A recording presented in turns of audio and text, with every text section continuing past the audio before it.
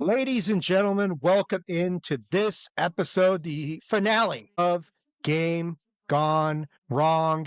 We are finally here, guys. We have made it. I have finally watched the final episode of Game of Thrones was it season 8? Yeah, season 8, final episode. Episode 6, The Iron Throne. It all got decided in this episode. I, of course, am your host for Game Gone Wrong, the lawyer Dave Unger, joined here tonight, as always, by my two partners in crime in this great project of Game Gone Wrong. I will introduce them. First off, I'm going to introduce the man who unquestionably has the greatest beard in all of podcasting, whether it's wrestling, whether it's Game of Thrones, whatever it is the one and only DJ from the Mindless Wrestling Podcast.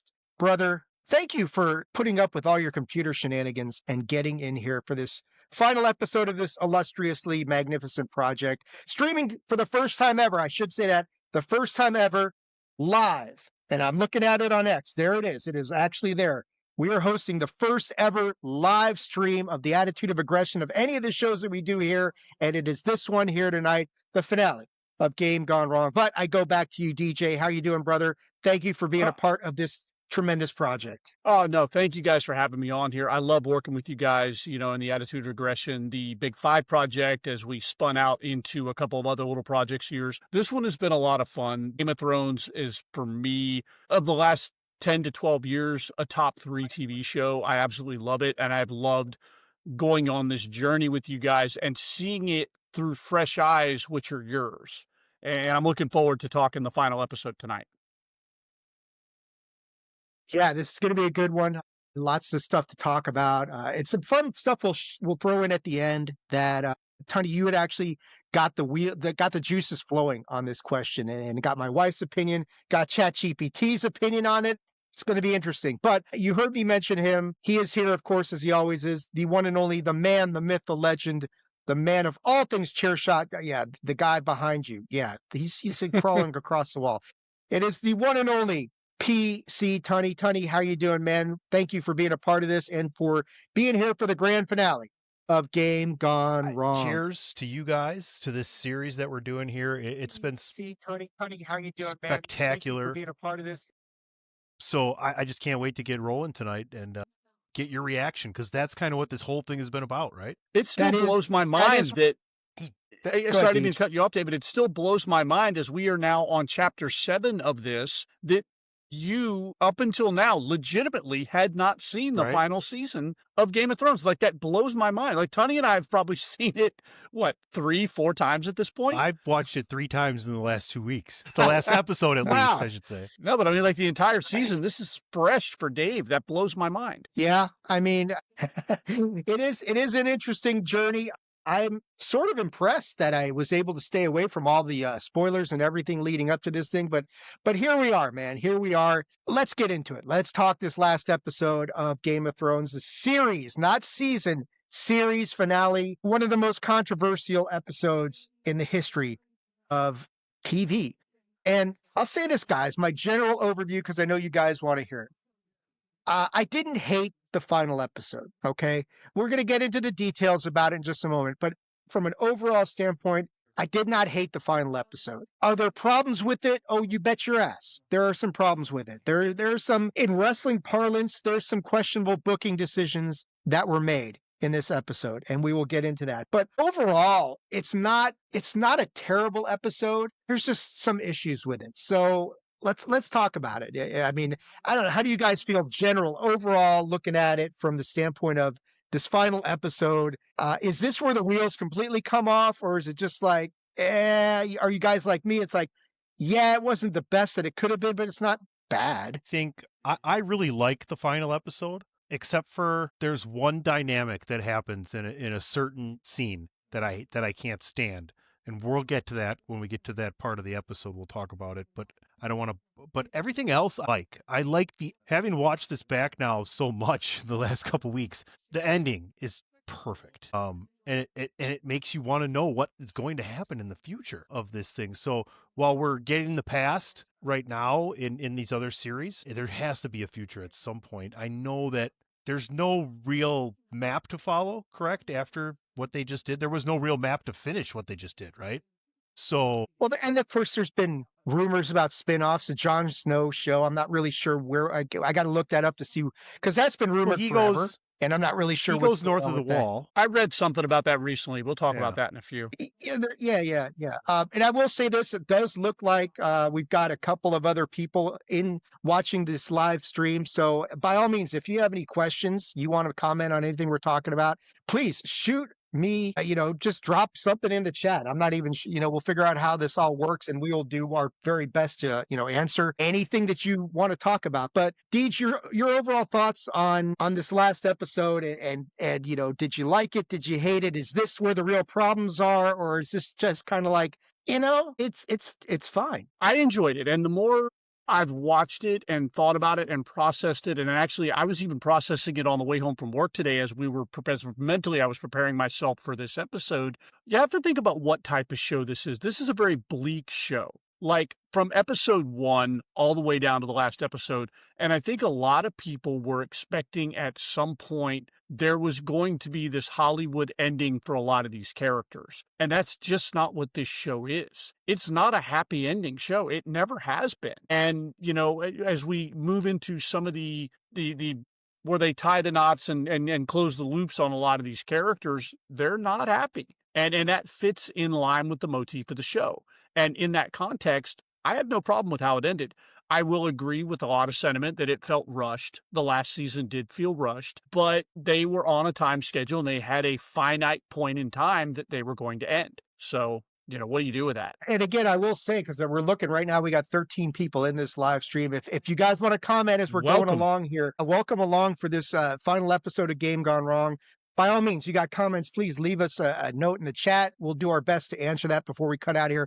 Let's get into the details of this final episode and break this all down for you. So we come out, of course, we know this is the Iron Throne, the final episode, the final episode of Game of Thrones.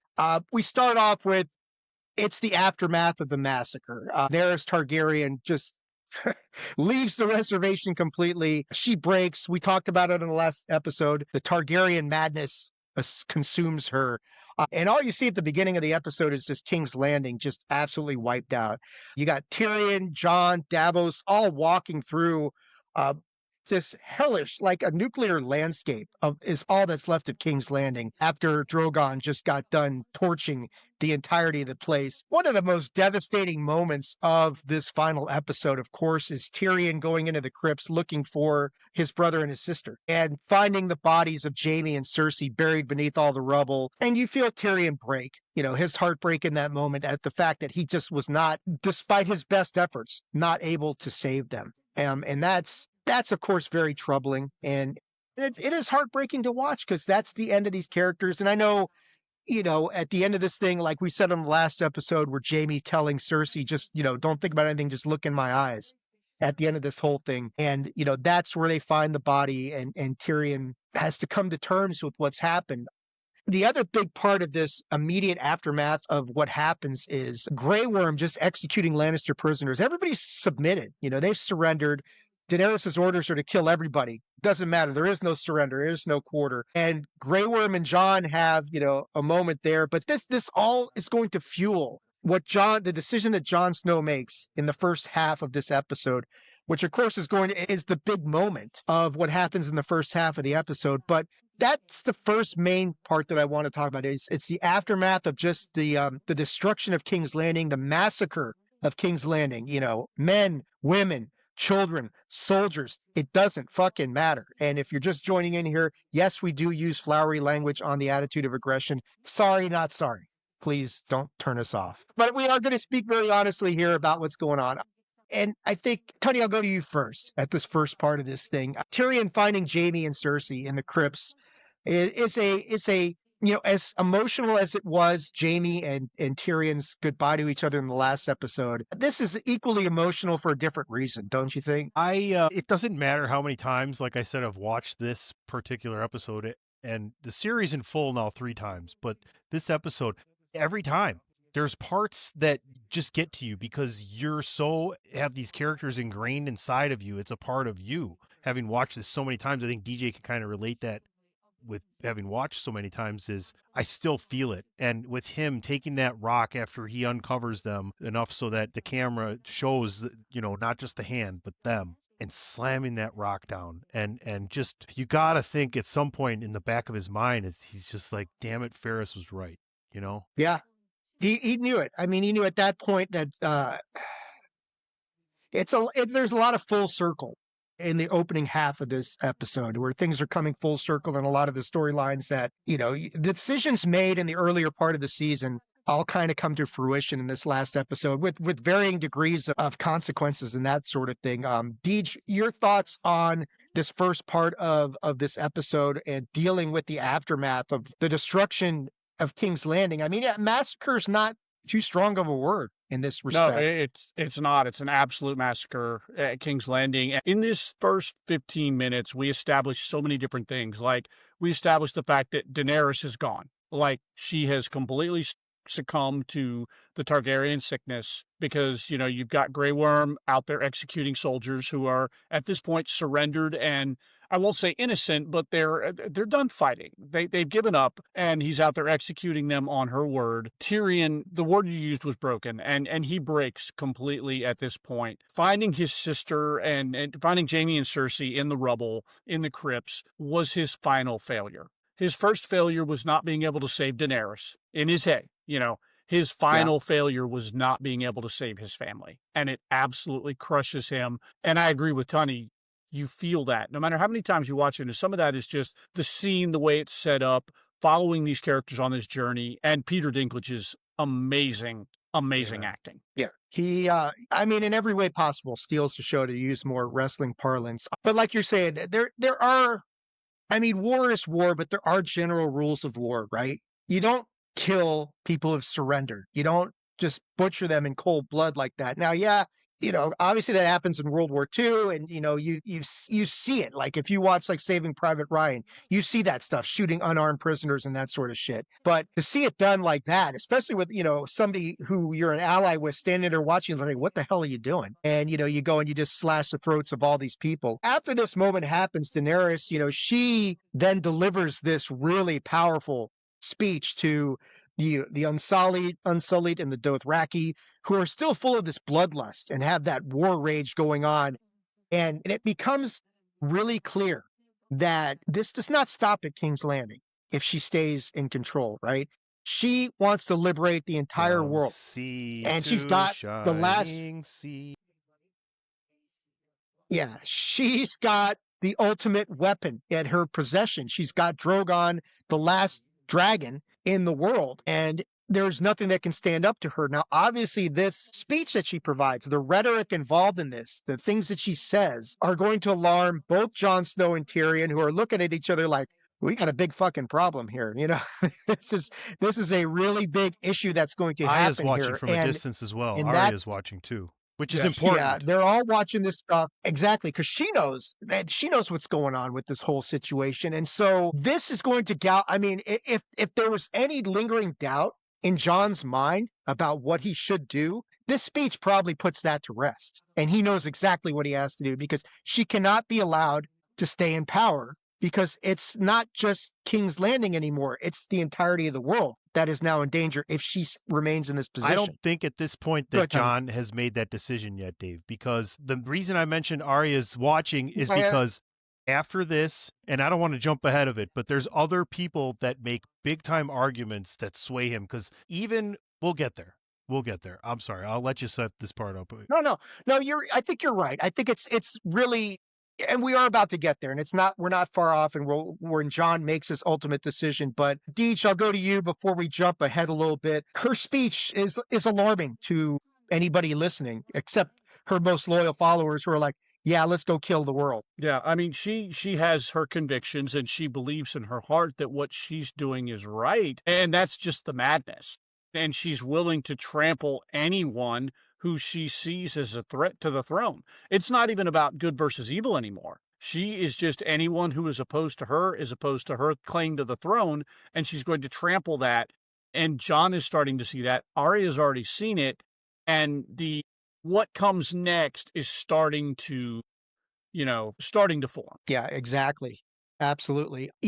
There's a big moment between Tyrion and Daenerys after she makes a speech where, she basically accuses him of treason. And he's like, yeah, he throws away the hand of the queen pin in protest of whatever she wants to do. He's arrested, and I think, isn't it Tyrion who kind of tells Jon, look, you're going to have to choose between love and between duty, and that's a very poignant moment for Jon, who's still wrestling despite what he just heard. Jon has always had a lot of respect for Tyrion. And for Tyrion to come out and say, look, man, she's a mess and she's a danger to everybody and the entirety of the planet. And I mean, we're not, this is an alternate world, that sort of thing. And yes, this is not unidentified history for anybody tuning in who might think it is. We're Plug. talking strictly Game of Thrones here tonight. But this is a different, what's that? Just a cough. It was another one. Plug. Yeah. Yeah, just subtle. We're being subtle about it. But no, it is Tyrion who's, like you're saying, Tony, it's another one of these factors that goes into the decision, the impossible decision that Jon's got to make that is about to happen. And I think Tyrion's decision goes a long way in that regard, right? Right, DJ? What do you guys think? I mean, Tony, Yeah, you were nodding your head. I think this is one of those moments you were talking about as to what sways him. Go ahead, DJ. I'll follow up after you. no, absolutely. Tyrion, interestingly enough, for the guy who was the drunkard and the whoremonger, is probably the biggest voice of reason at the most desperate of Hey, times. Like, he's the Hey, one DJ. who. DJ, I once brought a honeycomb Sir. and a jackass into a brothel. That's right. That's right. Well, that comes up a little later on. But yeah, no, he is absolutely the voice of reason in the most desperate of times. And again, so many things that we've talked about on this journey have been character development and character arc and evolution and things like that. And to see him evolve from what looks like in the first episode, a guy who's just a drunkard, to being one of the most pivotal characters on the show.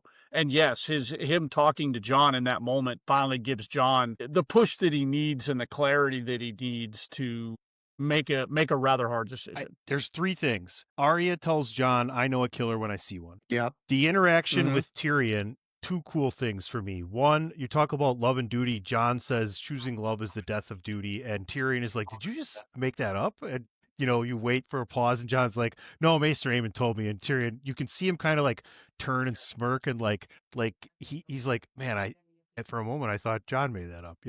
Not that maybe he wouldn't, but he understood it.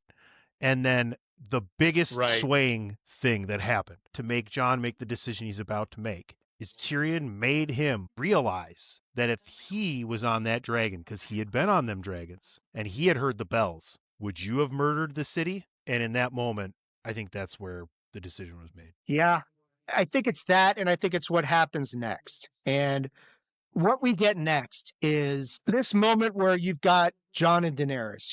Basically after this stuff is going on, and Daenerys has made her speech, and Tyrion's been arrested and he's taken away. You get this is honestly the climactic, because everything that happens in the second half, and we're about to get to kind of the first part of my complaint about the final episode, is you get to the climactic moment of this series here, arguably, right? This is probably one of the major climactic moments, is Jon talking to Daenerys and getting answers from her to either in his own mind confirm or refute what is being said to him about her ambitions, her goals, her aims, what she wants to do. And he's looking at her eyes and he's getting it straight from her. And he realizes in this moment, yeah, the woman I loved is kind of gone. And in that moment, he makes this fateful decision that, as he's professing his love for her and his loyalty and his duty and all that kind of stuff, he realizes he has a bigger duty to humanity, or whatever you want to call it. And,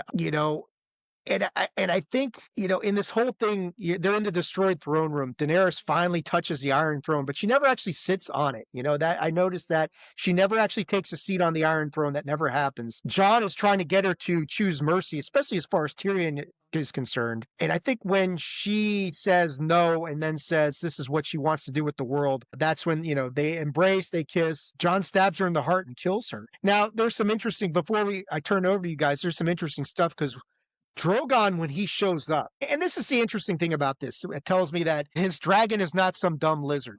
You can't say that. This is an intelligent, sensitive, smart creature. When Drogon realizes that Daenerys is dead, and he kind of, takes her in his, whatever you want to call it, claw, hand, I don't Talon. know, whatever it is. Talon, yeah.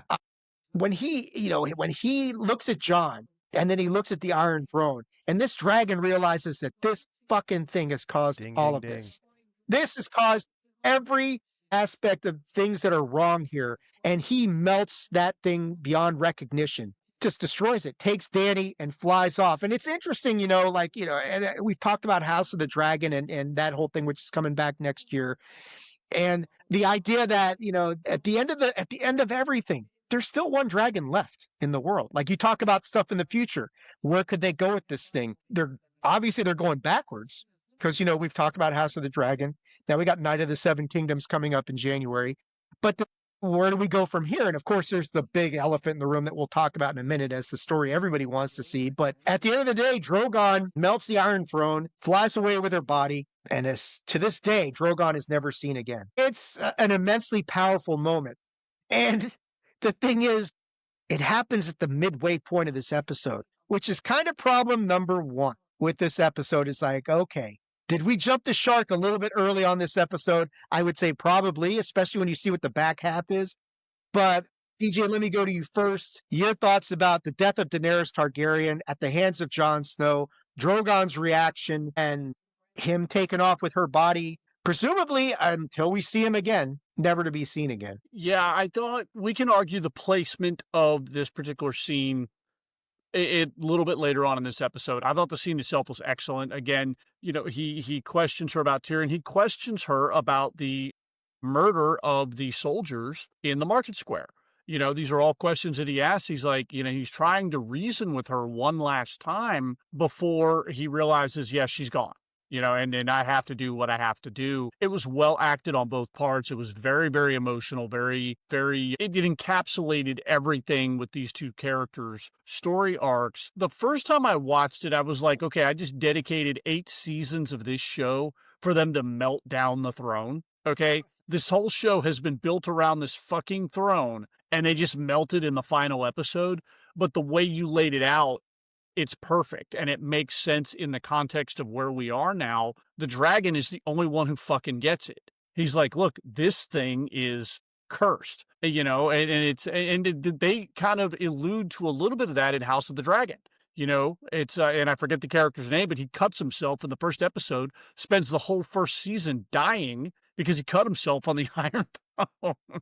So there's something about this throne. The dragon realizes it and says, you know what? We're not doing this anymore.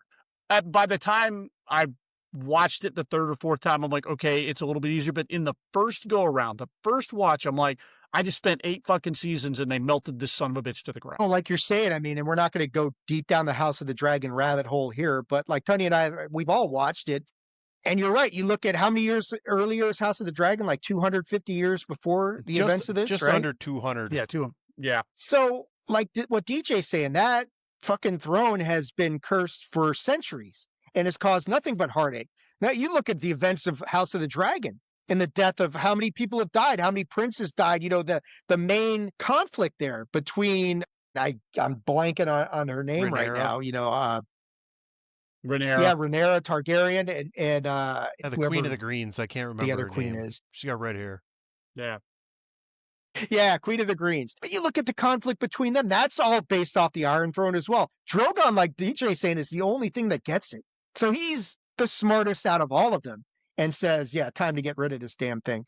Tony, your thoughts on the death of Daenerys, and yeah, we are going to talk more about the placement, but I think it's, you can talk about it here because it is. My thing is, like, we're halfway through this episode and you've got the climactic moment of the series, and then you go into what I'm going to refer to. One of the problems I have is, and I know you won't, DJ and I will get this, and I may mention it to DJ in the chat, is there's too much Return of the King at the back end of this episode where they stretch the end out a little bit too much. And DJ knows what I'm talking. Tony, I know you haven't watched Lord of the Rings, but there's that. Is this the end? No. Is this the end? No. Okay. Can we end it now before you really ruin it? No, they're going to keep this thing going. So there's a little bit too much of that in the back half. You could have maybe spaced this out a little bit more. But that being said, your thoughts on, the end of Daenerys Targaryen and the way she was ended. I don't have a problem with any of that. think reflecting back, getting ready to do this, obviously we're going to talk about this huge moment in the finale and overall in the series as well. But do you feel weren't you rooting for Daenerys the whole time, Dave? Like, and I think back to when I first watched this. I don't think I was as egregiously upset with her for burning the whole city down, to be honest with you, after 7. And then when she died, I was like, whoa.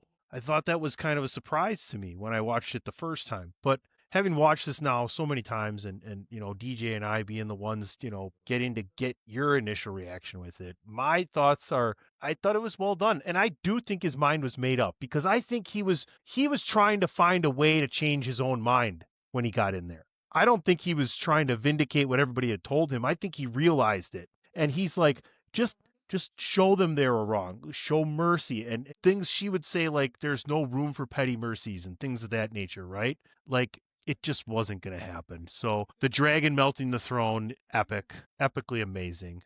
One of the huge, amazing things that happened. And like we're about to get to, Drogon is important in the future, so much so that, well, one of the only people that could possibly find him, it's one of his priorities. We'll get to that. Well, I want to piggyback off something Tony said, because I think and we can talk about this at the end of the episode a little bit more. I think some of people's problems may have been encapsulated. You spend the first several episodes rooting for first couple seasons rooting for Dany, like rooting DJ, for her. because she goes from being brutally abused by her brother and taken advantage of by the Dothrakis to being this force of nature. Right. So you're rooting for her. So even up until the very end, there's this you're holding on to a shred of hope that maybe she'll beat the Targaryen curse. And then at the end of it, they snatch that away from you and she succumbs to it. So there's probably a bit of animosity about that from some people. And again, in my first watch around, I was like, shit, they went ahead and did the thing. But at the same time, and I've argued this since the show ended, they told you for 7.5 seasons, this is where we were going. Like, she's going that way. And again, his name, who was her guy that ended up with the dragon scale? What's his name? Mormont. Mormont, he spends 7 seasons trying to save her and steer her and keep her like this, but they did. For 7.5 seasons, they told you, look, she's going to go crazy. Despite it all, she's going to go crazy. So it's interesting, though, like you have a nature versus nurture thing, or you could say that the Stark will is stronger than the Targaryen will. So is it the fact that Jon has the Stark, which outweighs the Targaryen because it's a stronger will of a bloodline? Or is it the nurture part because he was brought up as a Stark is why he's able to elude the Targaryen curse? Solid argument. Or do you need you need both? Is the Targaryen curse so strong you need to be half Stark and nurtured completely as a Stark? Jon's certainly an anomaly to the whole. Well, he's also living his second life right now too, to be honest. Well, yeah, exactly. So yeah, I mean, all bets are off with him. So I will say before we move on to the back half of this episode, again, we've got like 23 people watching this with us right now. Welcome aboard. Thank you so much for being here, a part of this thing. I did not expect to get this number of people in here for this finale. Thank you so much. If you've got any comments, you got any thoughts about the final episode or even the final season of Game of Thrones, because I know it's a beloved series for a lot of people. And hopefully if you like what we're doing here, you go back and listen to the rest of the series. But by all means, leave us a message, drop something in the chat. Let us know. Tony, I know, is keeping an eye on things, and we'll answer it if we can. If we absolutely can, we will do all that we can on this thing. So the back half of the episode, and here's where kind of weird stuff happens. They're trying to decide who's going to be the king, and they're also trying to decide the fate of Tyrion as we go into this last part of this thing. And they've got the people who are in charge of the 7 kingdoms, right? And these guys are all sitting around. And Tyrion kind of proposes a new form of government, which I don't know, man. I know they're trying to inject some democracy into this situation, but at the same time, it's like they're still choosing a king ultimately, which of course is anti-democratic. But whatever the case may be, we're going to go with this and just call it what it is. Tyrion's like, let's choose it by the council. I think doesn't somebody suggest that maybe he does it and he's like, hell no. not me. And they're like, well, if not you, then who? And he makes a surprising choice of Bran. And he nominates Bran as the boy who was broken, paralyzed, went through all this stuff, became the three-eyed raven. He's the only logical choice. Bran really doesn't want anything to do with this, but even he kind of reluctantly, as Tyrion is pleading his case, you can kind of see Bran saying, at least inwardly, yeah, it's got to be me. I mean, there's that realization at some point where he's like, it's got to be me. It can't be anybody else. He knew Go ahead, before Tony. he even left to go there. Well, that's true. He probably saw it. Well, he says in his He Raven's says it. eye. There's a He line says of it. dialogue that I have a problem with. Tyrion looks at him and asks him, will you accept this, knowing that we know you don't want it? And the main purpose Tyrion brings up he is the one to do it is because a great story cannot be defeated by its foes, was his whole logic behind this, right? And why not better the person that's been beyond the wall, can see, done all these things? But Bran looks at him when he asks him if he'll accept, and he says simply to him, why do you think I came all this way? And I hate that line of dialogue. I was sitting there, that was one of the things I was mulling over when no, fuck that thing. This is one of the things that I was mulling over on the way home from work. I'm like, this smug ass motherfucker ain't done shit but ride around in a wheelchair and on Hodor's back for 6.5 seasons. But he's like, why do you think I'm here? Why do you think I rode around in some dude's back in a cart for six seasons so I can become the king?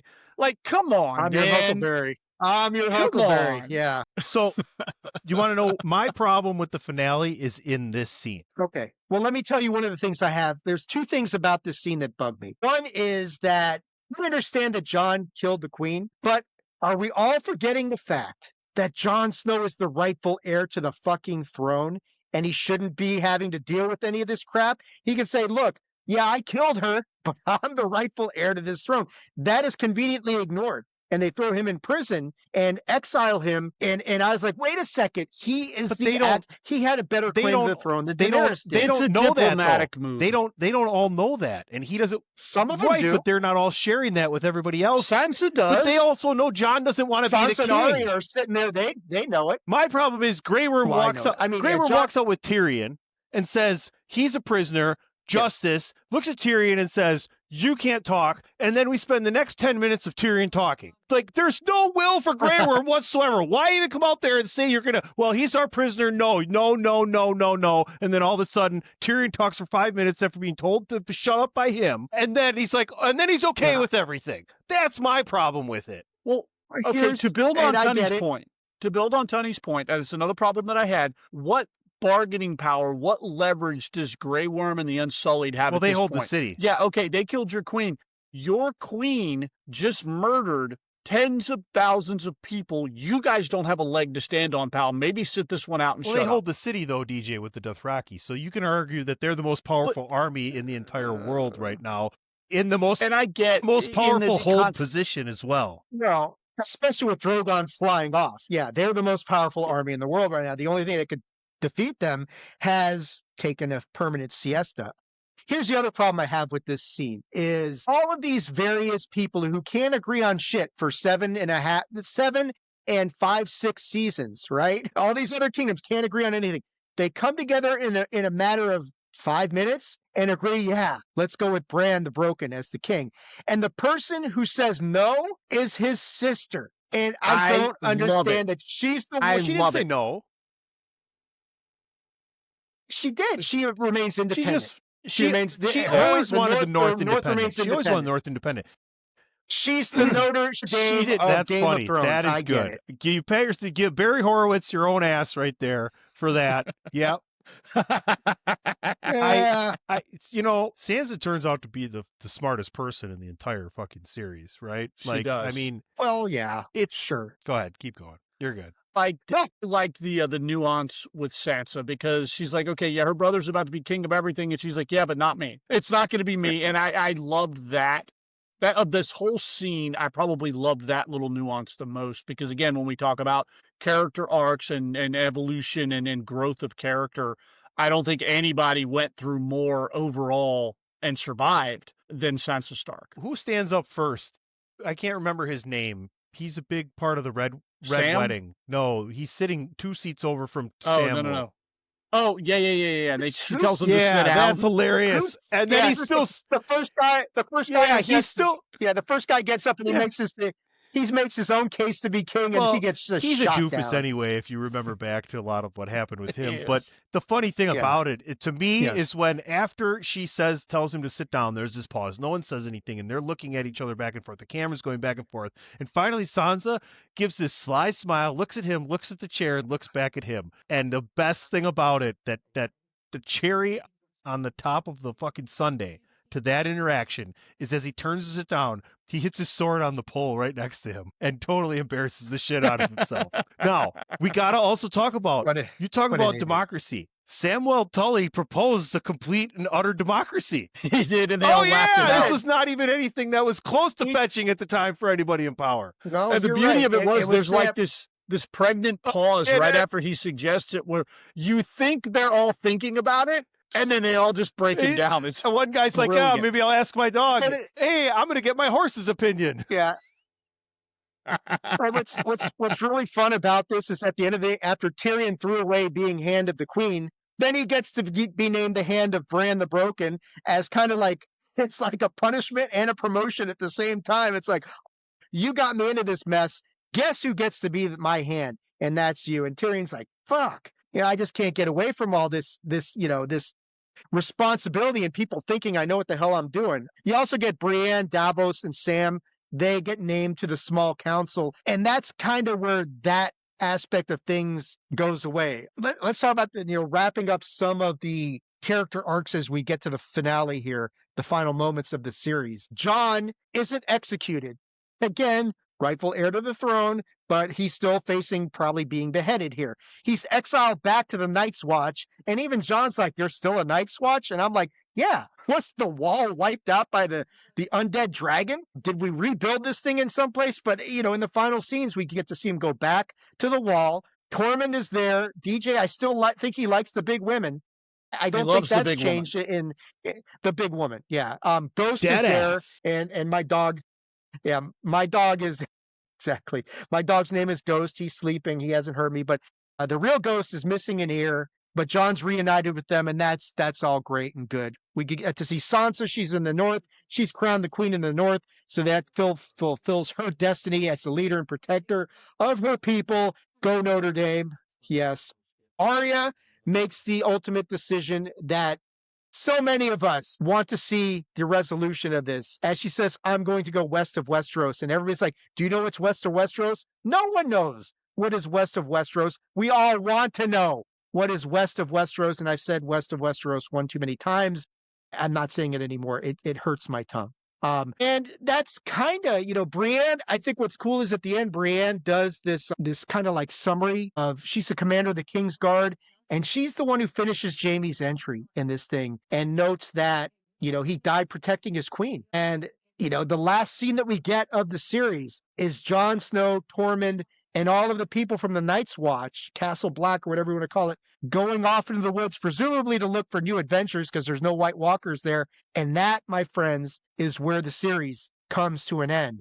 So, Tony, I'll go to you first. Wrapping all that stuff up. A lot of loose threads there at the end that all get tied up in rapid fire succession. There's some cool aspects of it for sure. At the end of the day, Jon is back with Tormund.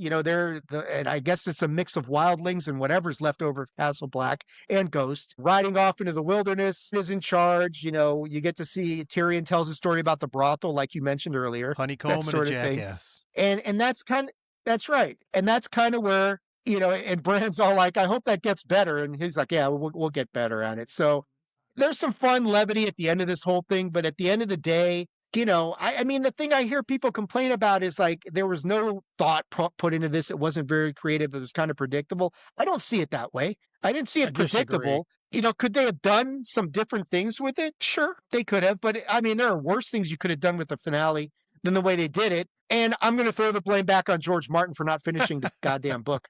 Go ahead, Tony. Yeah, my only problem was the pace of the meeting of the powers that be, and the immediate retraction of his stubbornness, but from Grey Worm. That's really my only problem. I was okay with, I like getting the rest of the story, finishing out what we got, and then they totally did the opposite of painting themselves into a corner.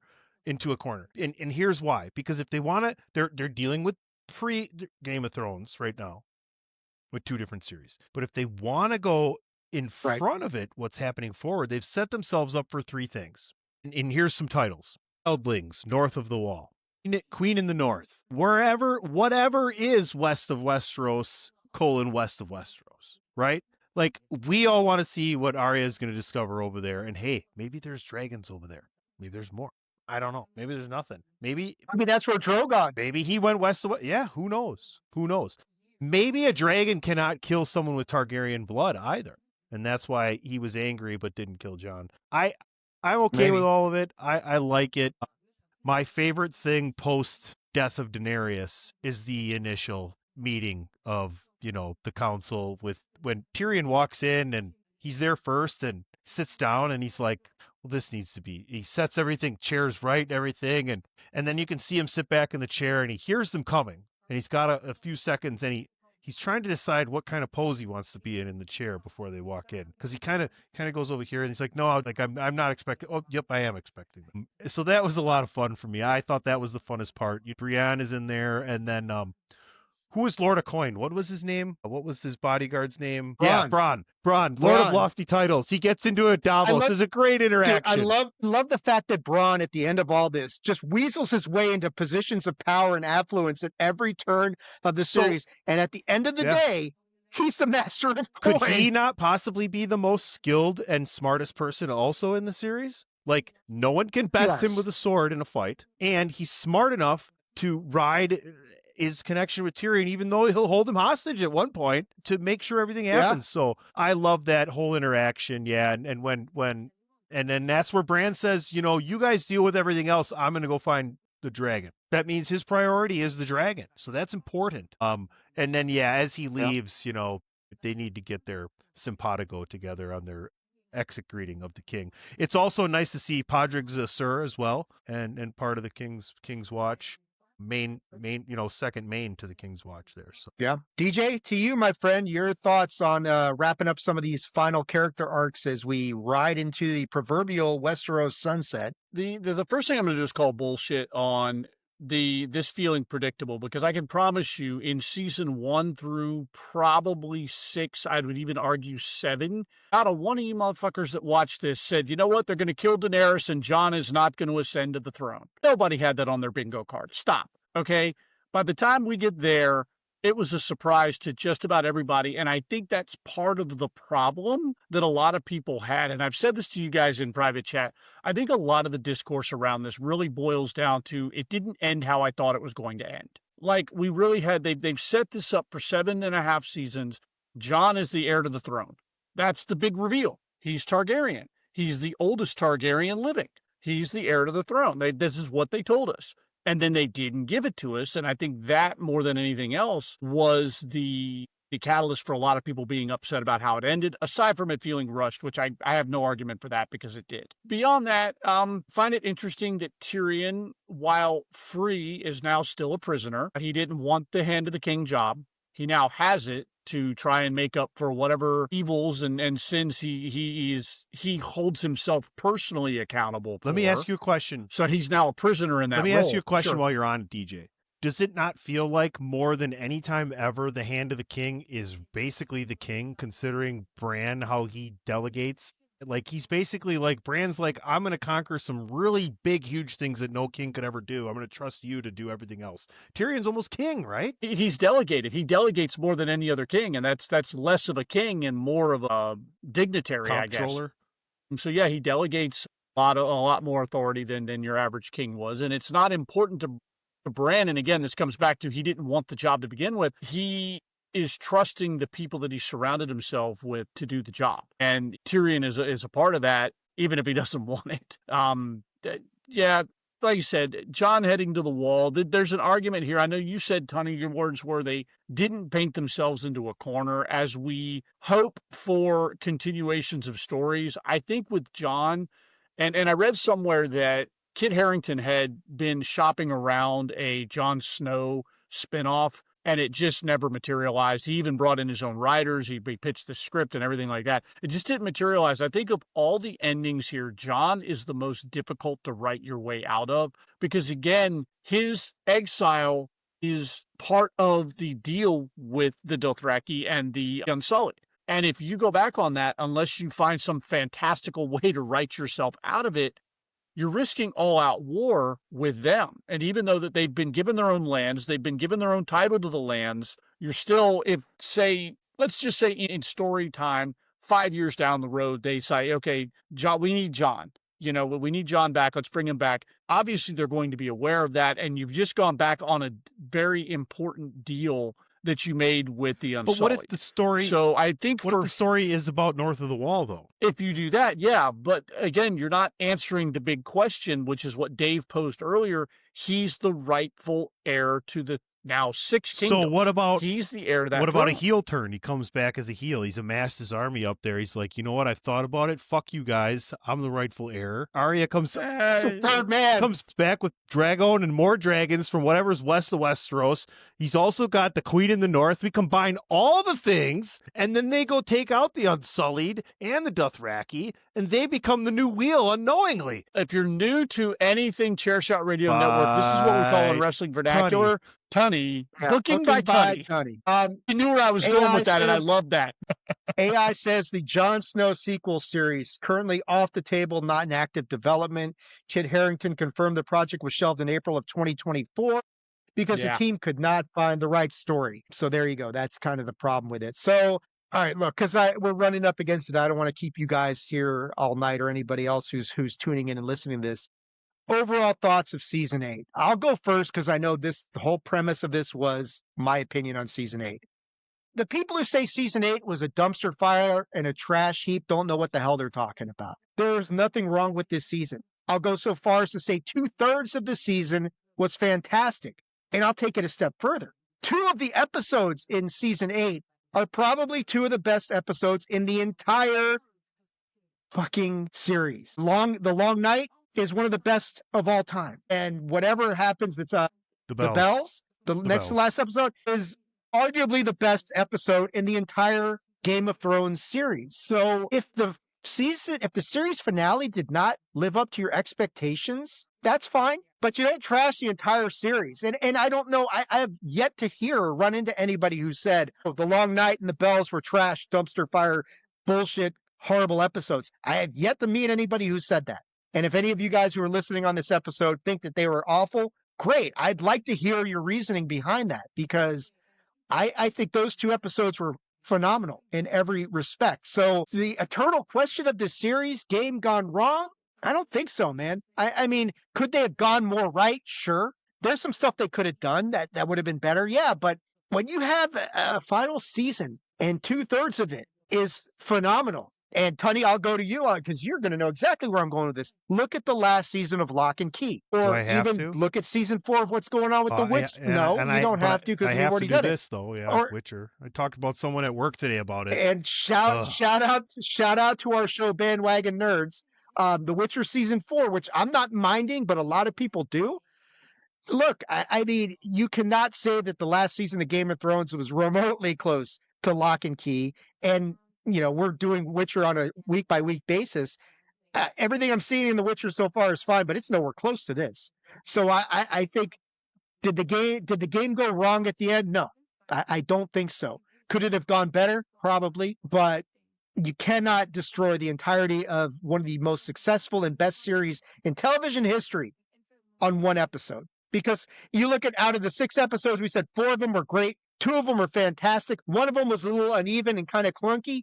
And then the last one, it was fine. That's my thoughts. You guys wanted to know. I think you come in right where DJ and I come in. I think we all just have like these medium-sized nuance problems with the final episode, right? Each in our own right. Like the death of Daenerys and then the subsequent following meeting of the most powerful people in Westeros, right? So, overall, I'm sitting here watching this again. Probably finished about an hour and a half or so before we started on live here again, watching it again. I just want to be fresh again. I had the time when I got home from work today. So my feeling watching it was like, damn, I'm not going to watch this again for a very long time. and that kind of made me sad. Like I always like my most favorite series when I finish them, I'm like, there's some lucky person out there who hasn't watched this yet that's going to enjoy it as much as I did. And I'm never going to get to enjoy it as much as I. But the funny thing about this series and Game of Thrones is I've been enjoying it and finding new different things every time I've watched this. The whole Game of Thrones series 3 times now, at least every episode. But like you guys said, the great things that are coming up, we're revisiting how we got there, and then hopefully down the road, give us something that happens after this.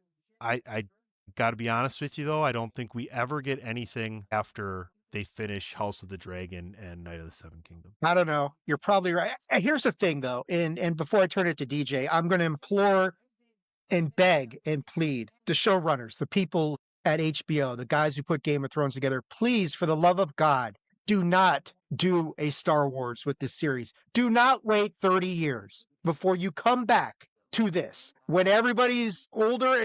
And yeah, nostalgia goes a long way. And seeing Harrison Ford at the age he was, or Mark Hamill or Carrie Fisher, rest in peace before she passed away. Yes, great, fine, that was awesome. But you don't have. That's not the optimal way to do it. That's not the way George Lucas wanted to do it. I would implore the Game of Thrones people, learn from that. Don't wait 30 years. You want to wait a decade, maybe at most. Well, we're coming up on it. Fine, but don't do. Yeah, but don't wait 30. Yeah, we are. I mean, we're what, 6 years after the last episode now. So anyway, I hope they come back to this sooner rather than later, while it's still fresh in most people's minds, and the characters are still young enough that you have some flexibility with them. Before DJ you know? gives his last thoughts, I would just want to remind us, and for people maybe watching live right now that didn't hear what we had mentioned, that I'm pretty sure this is right. This finale aired the Sunday of Endgame's initial weekend at the box office. I think you're right, which was one hell of a weekend. Yeah. I mean, that is one hell of a weekend when you got the Game of Thrones series finale and You're at work on Endgame. Friday. And You're at work on Friday. Buddy's like, what are you doing this weekend? He's like, well, tonight I'm going to see Endgame, and Sunday night I get to see the finale of Game of Thrones. Are you fucking kidding me? Yeah. And you gotta almost You're wonder, watching your fucking clock the whole day. God. Did this series finale perhaps get hurt by Endgame? As epic as Endgame was, did it suffer by comparison? I don't know. Nah. Go ahead, Deej, your final thoughts here on this, and then we'll get to our thought-provoking question at the end and call it good here. Yeah. I line up right with you guys, and I know that's not compelling, podcasting or television or radio or whatever, but yeah, you don't throw the baby out with the bathwater. We had one episode that didn't end the way everybody thought it was going to, had some questionable, as Dave said at the start of this episode, some questionable booking decisions, some things you can definitely scratch your head at. But at the end of the day, we're talking about a phenomenal show, a show that's way up here with a decent ending. Okay, so you're comparing decent to phenomenal. We're not comparing decent to shit, okay? So they raised the bar for 7.5 episodes, and you're judging this final episode on what you saw for 8 years prior to that. And that's kind of unfair. So for me, it's a home run show, a home run finale. And again, like Tony was saying, it's something that I can go a while and not watch again, but every time I come back to it, I find myself immersed in that world again. And it's one of those things kind of like Lord of the Rings. I'll go back and watch once a year. As we get into House of the Dragon, because that's coming up next year, I'm looking forward to revisiting the first 2 seasons of that before season 3 comes up, because I love that world. I love that whole little universe. And like you and like a lot of other people, I hope they do more with it. And if they're going to do a continuation of the characters that we grew up with initially, yeah, like you said, don't wait 20, 30 years on this. Like, we're coming up on the 10-year mark in about another 4 years. Let's see. But again, some of that will come down to the actors and actresses. Have they emotionally? I think some of these people were kids, like legit kids when the show started, and were adults when it ended. And they've moved on. They've got other things. I believe Sophie Turner is going to be our new Laura Croft. Peter Dinklage has always got an iron on the fire. He was just in a... I don't know what Maisie Williams has got going on. So Kid Harington's always looking for something new, and but he's also got a lot of work coming his way. So it's really going to come down to availability on the actors and the actresses, and more importantly, interest level on their parts, or are they satisfied with the finality of those characters? Did you want to clarify your? I know you posted it on X, but Endgame was like the last weekend in April, and Game of Thrones was like a few weeks later. So sorry about that, folks. but there was a really good episode, and they coincided, so it's close. It's like a white lie. All right. So you're allowed. You're allowed. Let's get to the thought-provoking question that Tunney posed here. And I'm looking at this right now, and I'm blown away. We got 45 people in here watching this live stream right now, which is absolutely tremendous. Thank you very much, so much for tuning in. And if you guys got your thoughts on this last question, by all means, drop it in the chat. Send us a message. Let us know, because I'm curious. You posed the question earlier in the chat and sent it to me, and I started ask my wife about it, asked ChatGPT about it.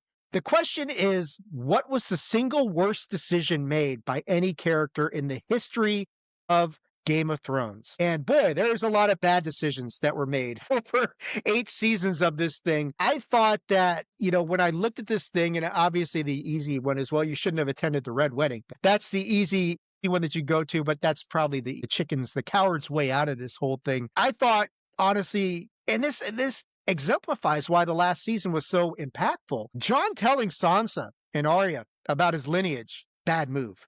Because that really defined where things went, and it gave Sansa everything that she was looking for, because she never trusted Daenerys, and it turns out she was right.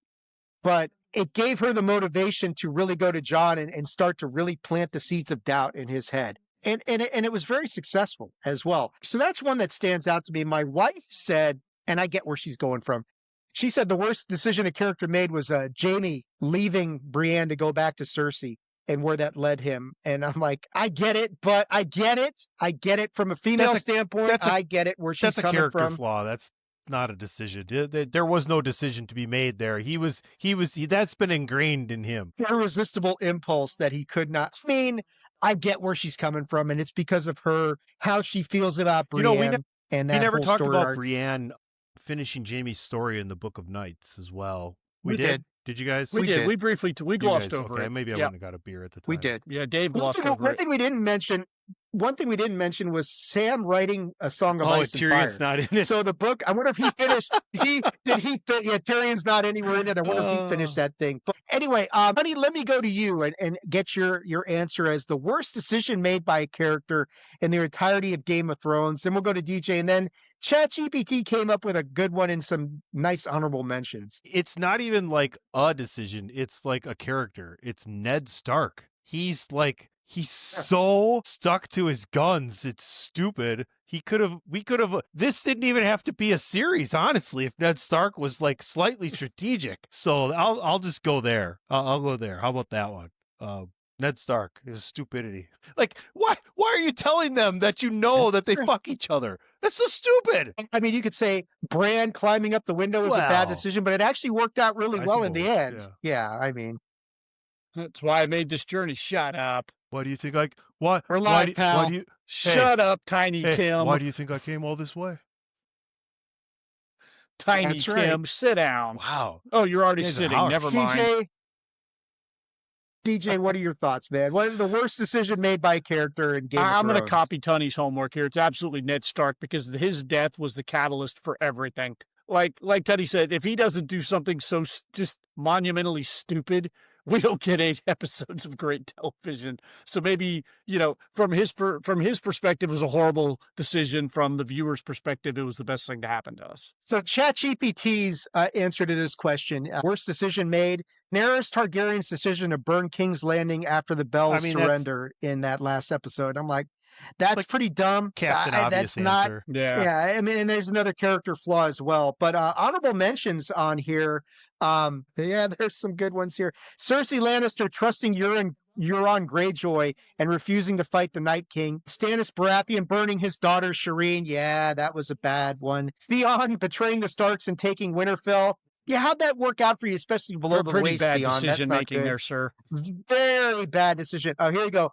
Here you go, Tunney. Ned Stark confronting Cersei and trusting Littlefinger and got himself executed. And then Jon Snow telling Daenerys the truth about his parentage. So, I mean, that's kind of a modification of what I did. What about...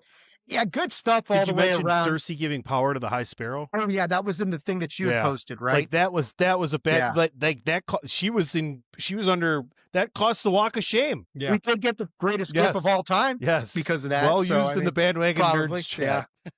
Anytime somebody makes a transgression. Guys, I got to say this before we cut out of here. First off, I want to thank everybody who's tuning in right now. In my wildest dreams, I did not think we would get 50 people in here. I thought we'd Thank have you 4. guys. Yes, Three, thank you so four much of for us. hanging out and staying. I would say while we're Yeah, on the and the numbers have kept going. The numbers have kept going up as we've been going, so we must be saying something sort of right. I mean, I'll just come out and just say this, like, continue to follow Attitude of Aggression feed, and if we're gonna get these many people listen, we might as well just keep going live, right, Dave? Shit. I mean, it's a little surprising. Thank you, everybody. Awesome stuff. Thank you guys so much. And to you two guys, and especially you, Tunney, because this was your idea. And we had talked about doing this for what, probably a year before we actually pulled the trigger on this thing.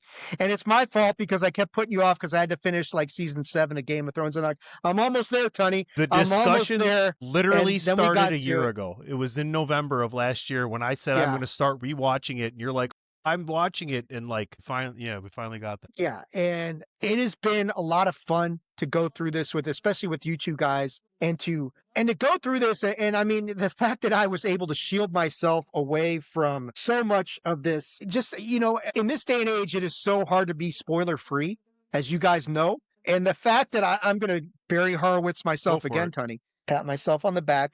I stayed away from the spoilers for all these years, and I love the fact that I didn't know what happened at the end. That's so thank damn you near guys a so much for being superpower, Dave.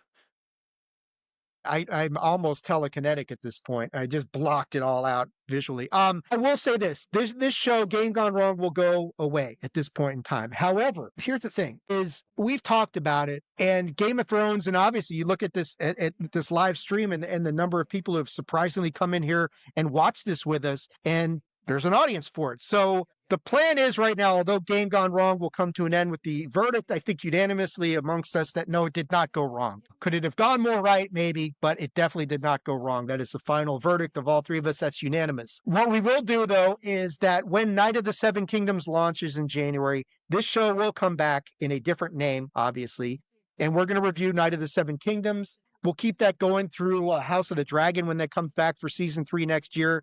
So our coverage of Game of Thrones will continue, as we already know that our good friend Patrick O'Dowd will not want to mess with it on Bandwagon Nerds, and that's okay.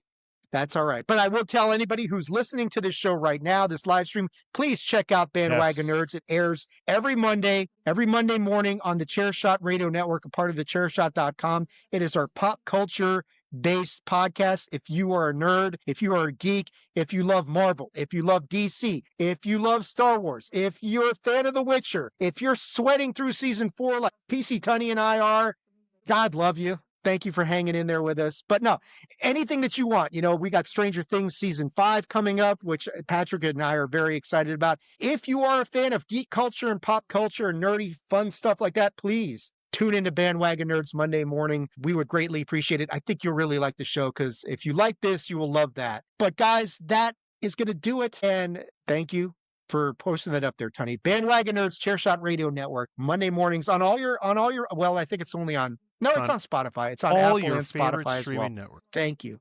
But again, words, guys, go ahead and give your final words. And while you're at it, let people know where they can check you out on social media. So they can go ahead and follow you and all that fun stuff. Let me lead it off with the man with the greatest beard in all of podcasting, undisputed champion of facial hair, one and only DJ. Your final thoughts on this limited run series, and where can people check you out, my friend? Oh, guys, I had a lot of fun doing this. When on social Tunney, media, not check you out in other ways. I was going to rip my shirt off so people could check me out. Nice. You can find him in his garage half naked, bulking up. I'll tell you that. Yeah, if you're curious about that, I'll tell you that in a minute.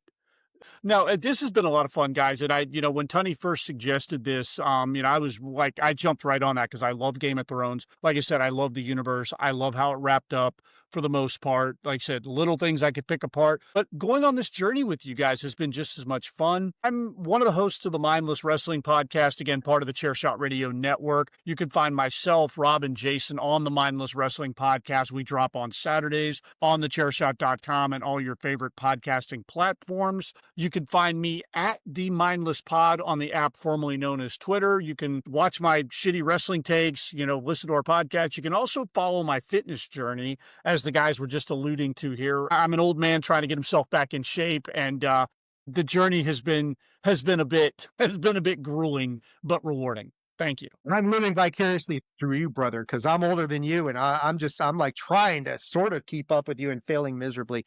Tony, your final thoughts on this Game Gone Wrong project, your brainchild, my friend, your brilliant idea, and where can people check you out? And make sure people let us know what is happening on DWI in just a couple of weeks here. Oh boy, oh boy. Well, you can follow me at PC Tunney. This has been a blast. Everything I thought it would be and more. Like just reacting to your thoughts, Dave, on this last season as we went along with it was fun as a first timer. Like, and DJ and I have watched so many times. I think it was a great dynamic. So if you guys are watching us for the first time, go ahead and go back, Chairshot Radio Network or Attitude of Aggression, and find those episodes. Attitude of Aggression, I got to plug the shit out of right now. If you're a UAP UFO fan, things of the extraordinary, we are doing a phenomenal job there, and everything's up at attitudeofaggression.com. If you're a wrestling fan, we're also chronologically covering the biggest pay-per-views in WWE history. We've just got into 1996, thank the Lord.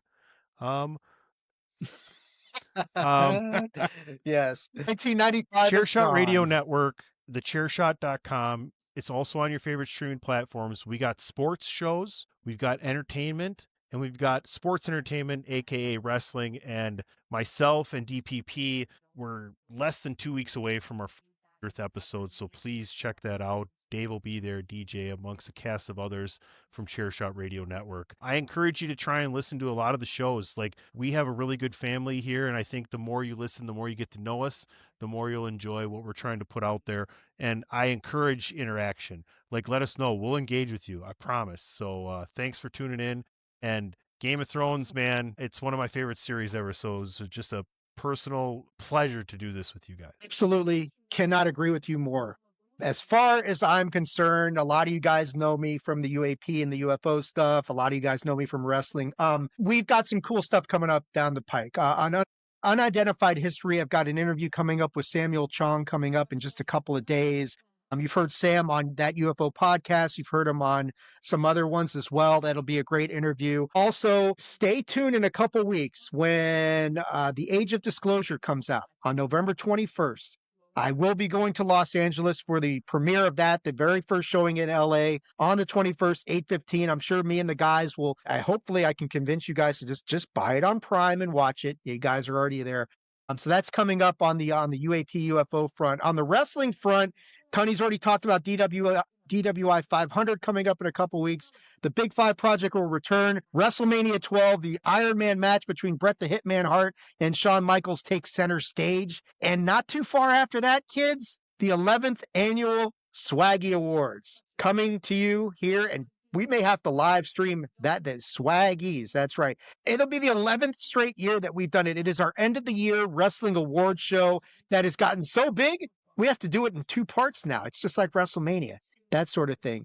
So that's all coming up. If you guys like pro wrestling, if you guys like UFOs, any of that sort of stuff, please, I implore you, tune in. We got a lot of stuff going on here at attitudeofaggression.com. If you want to follow me now, if you're obviously watching on X, and you already know where to find me. But for those of you who are just listening to this or watching it on Spotify or YouTube, at Attitude Ag, that is at Attitude AGG, that is the best way to get a hold of me. You can also go to the website, attitudeofaggression.com. All of the episodes are there. Everything from the Attitude of Aggression, Unidentified History, all the episodes of Game Gone Wrong. If you want to go back and see how we handled this whole project over the past few months, it's all right there. Facebook.com/Attitude of Aggression. If you go there, please hit the like button. And at Attitude of Aggression, all one word, on Instagram and Threads. There is a YouTube channel where this stuff is going up lately. That's over. Just do a search for Attitude of Aggression on YouTube. Hopefully you find it. Tony found it earlier, so it exists. We know that it is findable.